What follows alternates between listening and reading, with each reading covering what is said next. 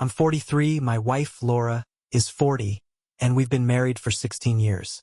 We've got 2 kids, a 14-year-old daughter named Emma and a 9-year-old son, Jack. Like most couples, we had a rocky start to our marriage.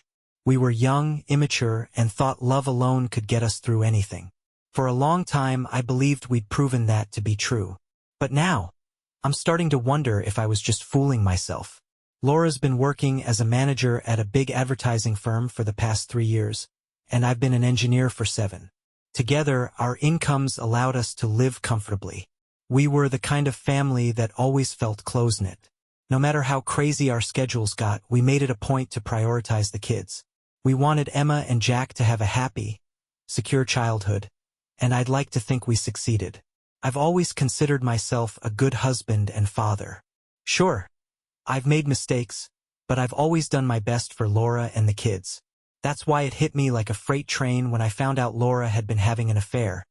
And not just a fling, but a long-term one. Looking back, the signs were there. She started acting distant, cold even. The past 2 years, in particular, were tough. It seemed like nothing I did was ever good enough. She'd constantly compare me to her boss. "You know, David would handle this so much better," she'd say. Or, "David makes his wife feel special. Why can't you do that for me?" First, I brushed it off, thinking she was just venting. But it got worse. Any effort I made to improve things was either ignored or criticized. "What do you want me to do to make things better?" I'd ask her, desperate for some clarity. She'd just sigh and say, "You should know what to do without asking." I felt helpless. I started reading books and researching ways to improve our relationship because, honestly, I didn't know what else to do. But no matter what I tried, it seemed like Laura had already made up her mind that I wasn't good enough. Her boss, David, and his wife, Megan, were close family friends of ours. Our kids played together, and we'd host barbecues, go on family outings, and visit each other's homes regularly. I thought David was a great guy. In fact, I even confided in him about the problems Laura and I were having. He always seemed supportive, offering advice that, at the time, felt helpful. Meanwhile, I was wearing myself out trying to meet Laura's expectations, all while feeling like I was the only one trying to salvage our marriage. I honestly believed we had something solid, something worth fighting for. But as it turns out, I was completely blindsided. One night, I was lying next to Laura in bed while she was texting someone. She was laughing and giggling like a teenager, and I couldn't help but feel curious. As I leaned over to see what was so funny, she abruptly snatched her phone away and glared at me. "What are you doing?" she snapped. "I just wanted to know what you're laughing about," I replied. "It's none of your business," she shot back, storming off to the bathroom. That moment felt like a gut punch. Deep down, I think I knew something wasn't right, but I didn't have any proof. The next day, I made the mistake of confronting her directly. When I asked if something was going on, she exploded with anger, denied everything, and made me feel like I was losing my mind for even asking. I didn't have access to her phone, but my gut told me I needed answers. When I asked her to let me see it, she flat out refused. It wasn't until late that night, after I pressed her again, that she finally handed it over, reluctantly. As I scrolled through her messages, it became clear that most of them had been deleted. The few that were left didn't make sense. The conversations were fragmented and seemed off. I gave her phone back and decided not to push the issue further, at least for the time being. But I couldn't let it go. The following month, I asked a tech-savvy friend to help me recover the deleted messages. That's when I discovered she had a second phone, one she barely used. With my friend's help, we managed to recover some of the deleted texts, and that's when the truth came out. She was having an affair, and, as I'm sure you've already guessed, it was with her boss, David. I knew I couldn't confront her right away. If I played all my cards too soon, she'd find a way to cover her tracks. So I decided to wait and gather more evidence. Meanwhile, I was a complete wreck. All I could think about was how this would affect Emma and Jack. The situation was eating me alive. One night, I broke down and cried in front of a close friend. Even then, I couldn't bring myself to let go of the hope that I could save our marriage. In my desperation, I bought a book called How to Help Your Spouse Get Over Cheating. Yeah, I know, go ahead and roll your eyes. I started reading it, thinking maybe if I gave it to Laura, it would snap her out of this mess and help us rebuild what we had. I planned to talk to her about it on Saturday, but when the day came, she claimed there was a work emergency and told me not to wait up for her. That didn't sit right with me, so I called her office to confirm. No one answered, and when I checked online, I saw that the office was closed. I tried calling her, but she didn't pick up. She didn't come home until 2 a.m. Sunday morning, went straight to the shower, and then climbed into bed without a word. "Why are you so late?" I asked. "I already told you not to wait for me," she said dismissively, avoiding eye contact. I didn't bother giving her the book after that. What was the point? I was hurting and she clearly didn't care. She saw my pain and acted like it didn't matter. Feeling desperate, I decided to reach out to David's wife, Megan. I didn't know if she knew what was going on, but I needed someone to talk to, someone who might understand. When I told her what I'd discovered, she was just as shocked as I was. We met at her house to compare notes. I showed her the little evidence I had, and she decided to start gathering her own. Between the two of us, we pieced together the truth. Megan had an easier time getting solid proof. David was so arrogant he hadn't even bothered to delete his incriminating messages. Once we put it all together, we realized their affair had been going on for 2 years. Megan was furious, and so was I. They'd slept together everywhere, her house, my house, fancy hotels during work trips. Reading through their messages made me physically sick. They even exchanged explicit photos, but we both agreed to ignore those. There was no sense in traumatizing ourselves further. We wanted revenge, but not the kind that involved stooping to their level. If they wanted to be together, so be it. Megan and I both decided to prepare divorce papers at the same time. Neither Laura nor David had any idea we were onto them. After doing some digging, Megan and I found out which hotel they had booked for their little weekend getaway. I decided to drive there myself, bringing a bailiff along for backup. As I waited in the hotel lobby, the bailiff called Laura and asked her to come downstairs. When she finally appeared, she was wearing nothing but a robe. Her face instantly turned pale when she saw me. "What are you doing here?" she stammered, clearly panicked. The bailiff calmly confirmed her name and personal details. She was still confused but answered everything. Then, just like that, she was handed the divorce papers. Watching her stunned expression gave me a sense of grim satisfaction, but I didn't want to escalate things further. I turned to leave, thinking I'd made my point, but Laura wasn't having it. She grabbed my arm, trying to pull me back, demanding an explanation. "You cheated, and I'm leaving. It's as simple as that," I told her. She started yelling, pulling on my arm like she could somehow force me to stay and listen. The bailiff had to step in and order her to let go. She finally did, but then she started crying, begging me to hear her out. She kept saying I had it all wrong, that it wasn't what I thought, and, of course, that it was somehow my fault. By then, my anger was boiling over. I left without another word and drove straight home. Meanwhile, David had his own surprise waiting for him. Megan handed him his divorce papers the moment he walked through the door. I heard he went into a full-blown panic when Laura called to warn him, but it was already too late. We'd caught them off guard, just like they'd done to us. Now, my divorce will be finalized in a couple of months, though I think Megan's process will take a little longer. Here's the kicker, though. Neither Laura nor David actually wants to get divorced. They both claim the affair was just about intimacy, not love. It didn't mean anything, they say. People deal with worse and still save their marriages. I asked Laura what she thought was going to happen, what she expected this to lead to. Her response? "I wasn't thinking. I was just going with the flow. I don't even recognize myself in this anymore." I looked her dead in the eye and said, "You're an idiot. Some people around here think I'm cruel for not giving her a second chance. Even my kids, who know as much as they're allowed to, wish we'd stay together. They're supportive of me, but it's hard for them too. And I'll admit, my resolve has started to weaken. Laura and I are still living in the same house, which complicates things. She's going to therapy, reading that book I bought, and constantly telling me how remorseful she is. She says she'll do anything to fix things.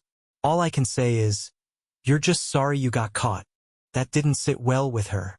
She snapped back, calling me bitter and resentful, accusing me of holding on to the bad things instead of trying to move forward. She later apologized, but I know she meant every word. Megan and I both agree it's ridiculous for anyone to blame us. We didn't do anything wrong. Why should I even care about Laura's opinion now? I have no respect for her anymore.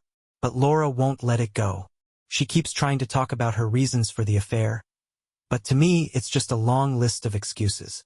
She's even suggested couples therapy, but I've read too many horror stories about victim blaming in those sessions. No way am I putting myself through that. Then there's the books. She wants me to read them with her, to understand what happened. I told her, what's the point? We're getting divorced anyway. She's also tried to initiate intimacy, claiming it's her way of showing how much she loves me. It's not manipulation, she insists. Love me now, do you? I shot back. Even my mom thinks I should forgive her. But honestly, I don't care anymore. Update 1. Thanks for taking the time to read my story, everyone. I want to clarify a few things, as there seems to be some misunderstanding. First, let me be clear. I'm still moving forward with the divorce. There's no chance of reconciliation, and I've made my decision. My wife and I are in an odd place right now, though. It's not hostile, but it's definitely not warm either. She's still begging for a second chance and doing everything she can to convince me to give her one. But I just can't. Her affair lasted 2 years. That's not something I can forgive or move past. If it had been a one-night mistake, maybe we'd be having a different conversation. But 2 years? That's a constant, deliberate betrayal. It's a slap in the face that I'm just not willing to overlook. I've been to a few therapy sessions with her, and I'll admit the experience has been eye-opening. I didn't go because I wanted to save our marriage. I went because I wanted to see for myself whether she was truly remorseful. In one session, I realized she really is trying. She's taken steps to own up to what she's done, and while she hasn't fully worked through the aftermath, she's genuinely putting in the effort. But then came the second session, and it was a complete disaster. She accused me of continuing to spend time with David's wife, Megan, and suggested I might retaliate by cheating. That led to the angriest argument we've had throughout this entire ordeal. She demanded I cut off all communication with Megan, which I flat out refused to do. Eventually, we resolved the issue when I promised there would be no revenge cheating. Not because I owe her anything, I don't, but because until the divorce is finalized, she's technically still my wife. I want to stay true to my own values, even if she didn't. I continue attending therapy with her, not to save our marriage, but to monitor her progress. I want to see her growth for myself, and if I can participate in a way that helps, I will. Once the divorce is finalized, though, I'm leaving quietly. As for Megan, she's still going through her own divorce, and David is still fighting it every step of the way. She and I have been a source of support for each other during this time, but there's no romance between us. She's a strong, independent woman who refuses to let herself be disrespected, and I admire her for that. The kids are doing okay. They understand that the divorce doesn't mean we love them any less. Of course, they'd prefer we stay together, but they also understand why it's necessary. Laura no longer works at the advertising company. She quit shortly after I handed her the divorce papers and says she's completely cut off contact with David. She's been seeking advice on forums and following through on the suggestions to work on herself. Honestly, I've read some of those forums, and at first I couldn't understand why anyone would stay with a cheater. But seeing Laura's efforts has given me a new perspective. She's not a monster. She's a flawed person who made horrible decisions, and now she's trying to become better. She's offered me everything under the sun to give her a second chance, including signing a prenup. Recently, she even asked me to consider starting fresh after the divorce is finalized. I told her I'd think about it, but honestly, I don't see how it would benefit either of us. A big part of me feels like the divorce is the only form of justice I'll ever have. It's my way of standing up for myself without sinking to her level. As for my mom, we've patched things up after I explained more about what happened. Now, she's furious with Laura, and I'm not sure how to navigate that. It's just another layer to an already complicated situation. For now, I'm focused on moving forward. The closer I get to the divorce being finalized, the more at peace I feel. Update 2. I wasn't planning to post again until my divorce was finalized. But today I'm so pissed off that I just need to vent. For those of you following along, you know my wife has been paranoid about the idea of me retaliating through cheating. The reason is obvious. I'm still spending time with Megan, my boss's wife. Megan is younger, stunningly beautiful. She's a model. And she also owns a successful business. All of this drives Laura crazy with insecurity. She's convinced I'll eventually give in and sleep with Megan to get back at her. And the nerve of it all? Laura actually lectures me about how 2 wrongs don't make a right. Seriously? Of course, she's right. I'm not going to do that. But the hypocrisy is infuriating. Whenever I have plans to meet with Megan, like yesterday, Laura either becomes heartbreakingly sad or over-the-top clingy. It's exhausting. She's tried to seduce me countless times, and when I reject her, it only makes things worse. It's like she's desperately trying to secure my loyalty while ignoring the fact that she shattered it herself. I've realized something during all this. Cheaters are some of the most selfish people you'll ever meet. They're so consumed by their own pain and guilt that they fail to see the wreckage they've left behind. Meanwhile, those of us who were cheated on are left to painstakingly rebuild our lives from scratch.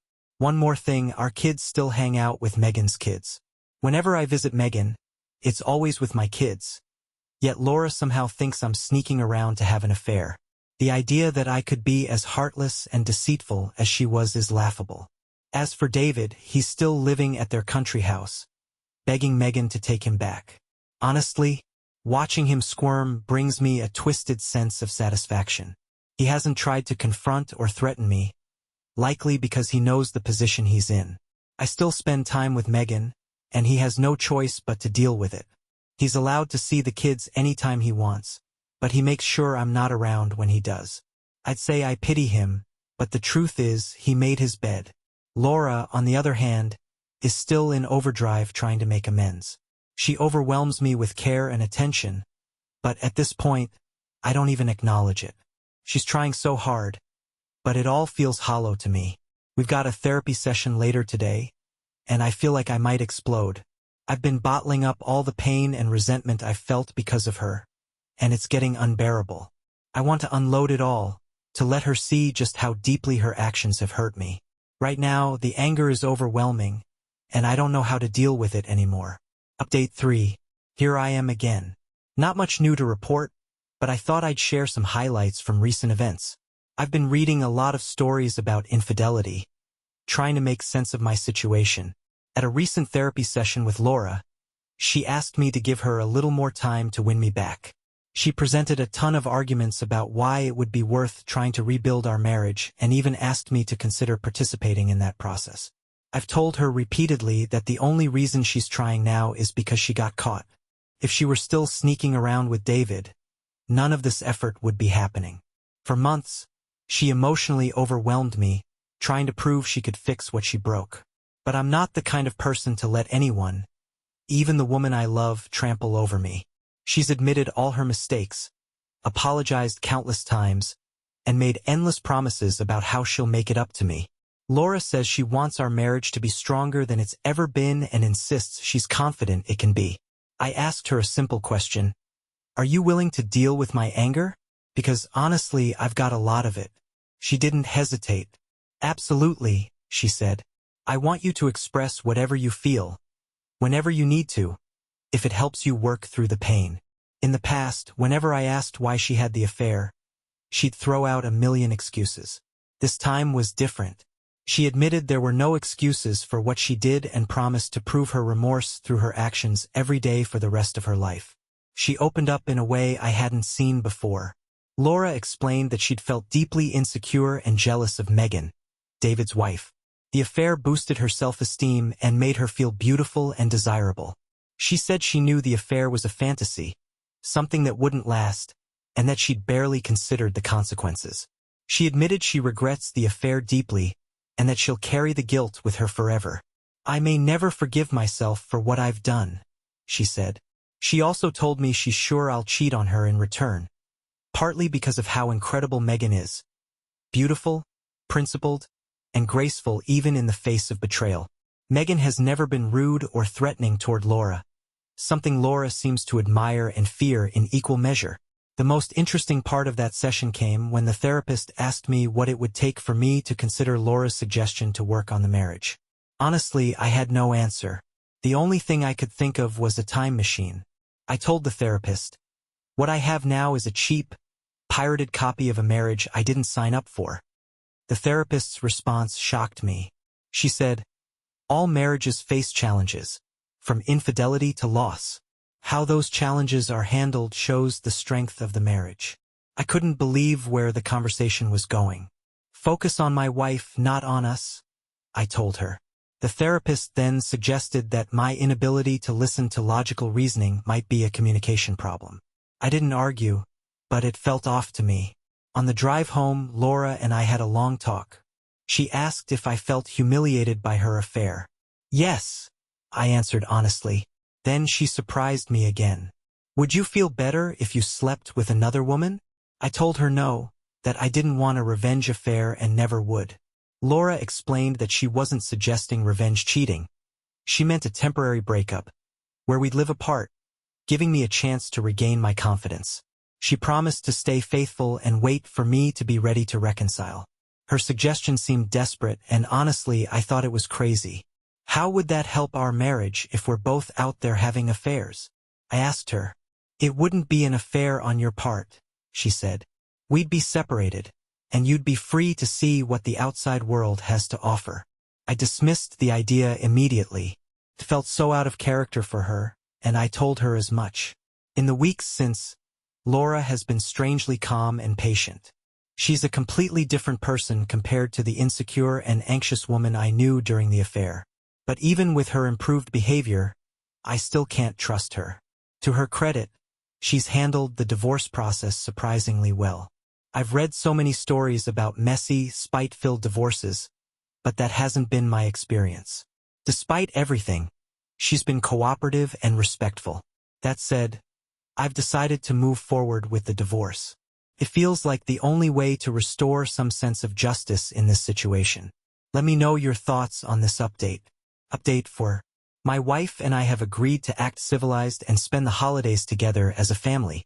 This will be our last holiday celebration as a unit, though she still clings to the hope that we can continue in the future. For me, this is about the kids.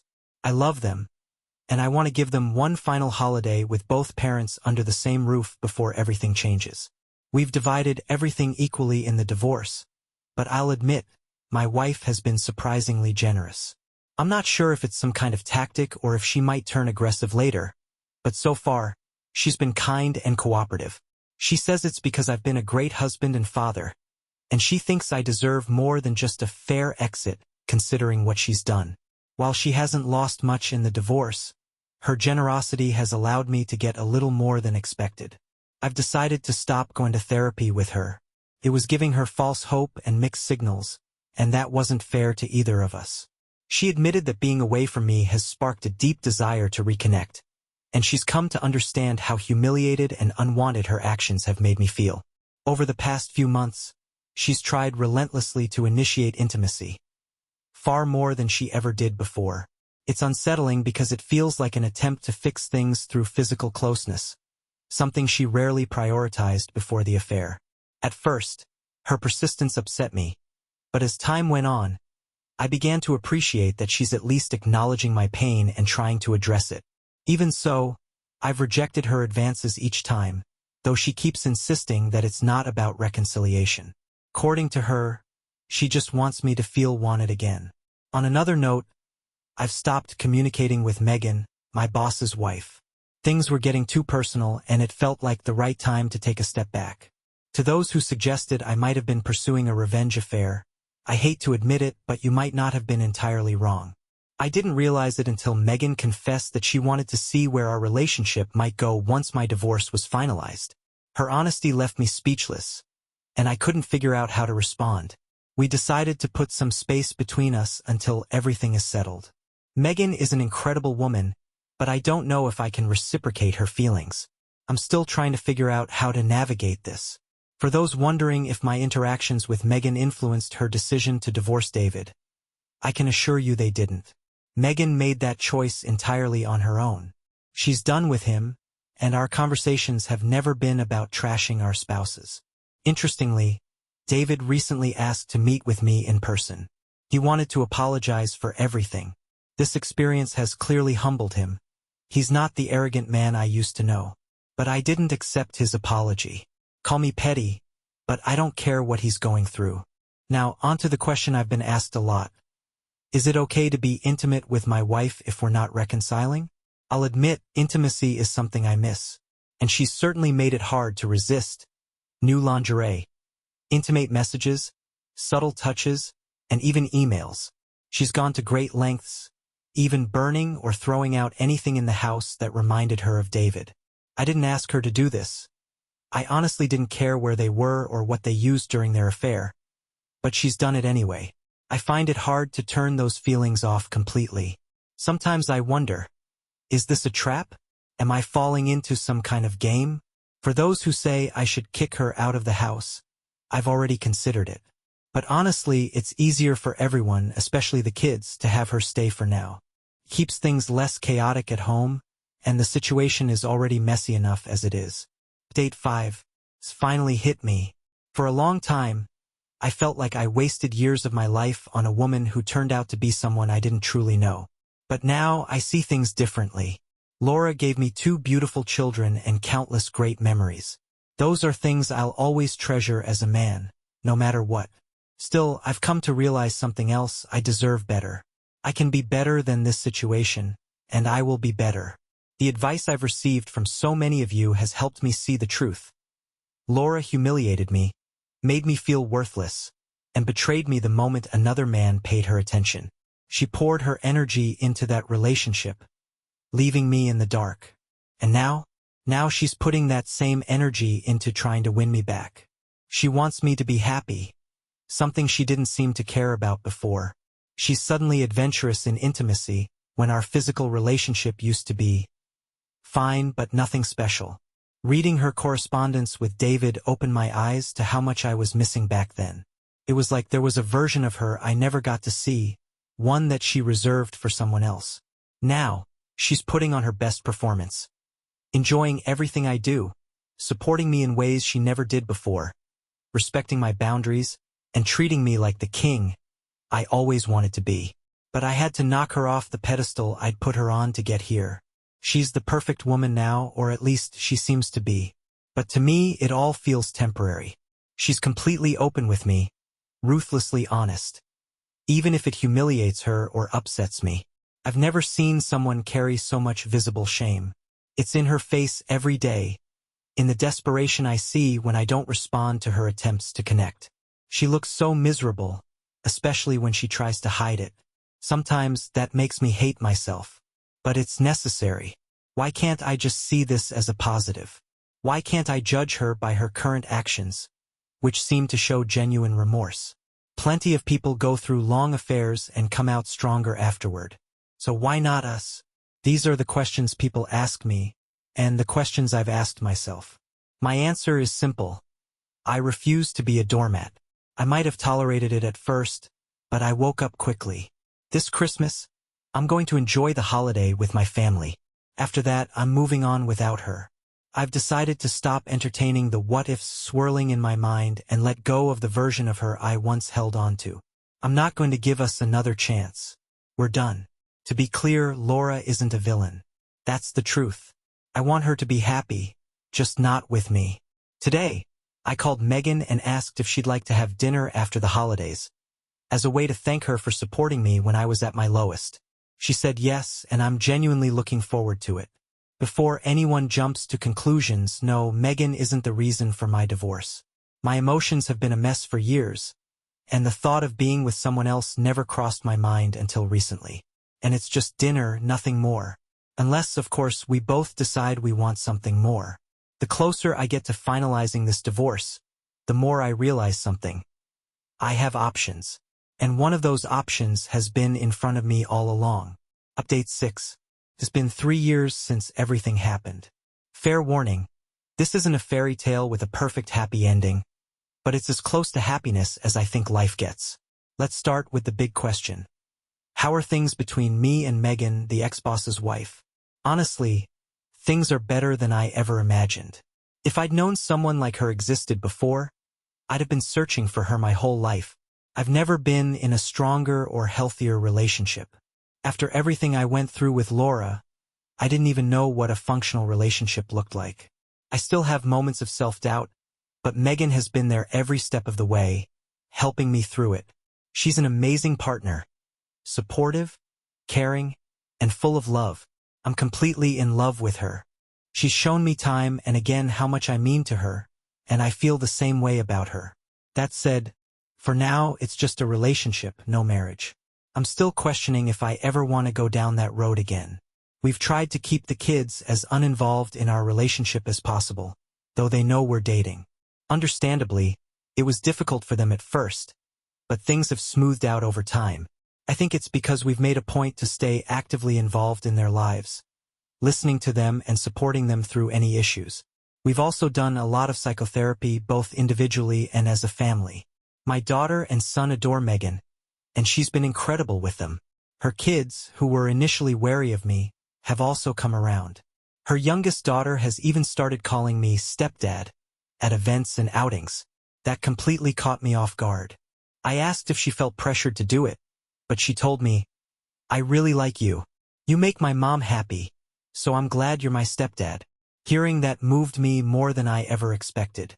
It hit me like a ton of bricks, but I managed to keep my composure. Watching my kids happily playing with Megan's kids is one of the greatest joys in my life. That said, they've formed a bit of a gang to constantly tease my son, who's both the youngest and the only boy in the mix.